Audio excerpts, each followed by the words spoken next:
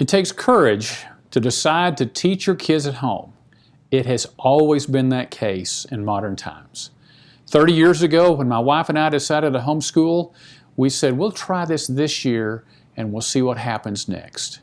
And that has always been the case. The question that parents always have when they decide to choose to homeschool is, can I do this? And secondly, is this going to harm my child? Is my child not going to have something they need for the future? Will they be able to get into college? And this is the one I love. Will my kid be able to do calculus? So the exciting thing is that the answers to those questions today are settled.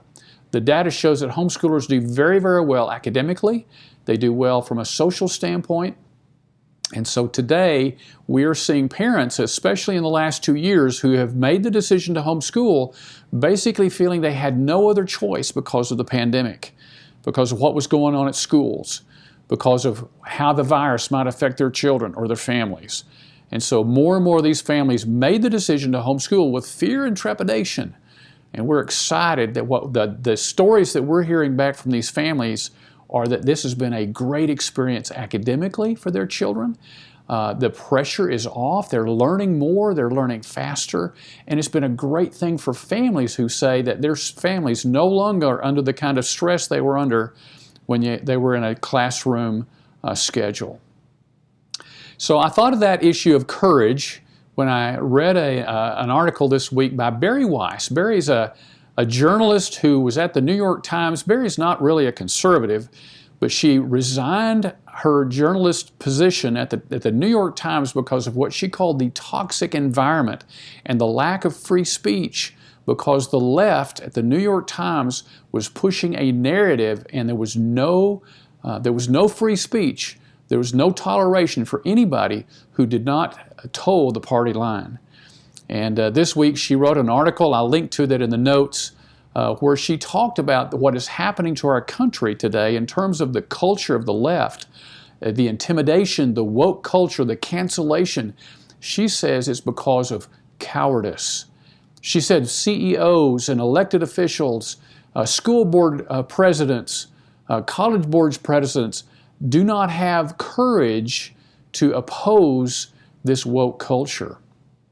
And she demonstrated that when she did an interview, and I'll link to this below, in an interview with CNN, where she basically explained that CNN and their people were part of the reasons that there was not free speech and these debates were not allowed to be had.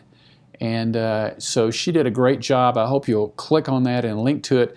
But this made me think of that quote from a contemporary of our founding fathers, Edmund Burke, who said, "The only thing necessary for evil to prevail is for good men to do nothing." And that is why a lot of people are homeschooling, is because we want something different for our children. The exciting thing is that the data shows that children who are homeschooled not only do very well academically, not only do they do well socially, but children who are homeschooled tend to continue to have the values that they grew up with. And that is important in our culture. So I think you'll find that interesting. I hope you'll click on the links below to look at these things. And in closing, I just want to, this great quote from Joshua 1:9. The Lord says, "Have I not commanded thee? Be strong and of good courage. Be not afraid, neither be thou dismayed, for the Lord thy God is with thee wheresoever thou goest." So I hope you'll share this video with some friends that might be an encouragement. I hope you go to our website, THSC.org, for more information. And thank you for helping us keep Texas families free.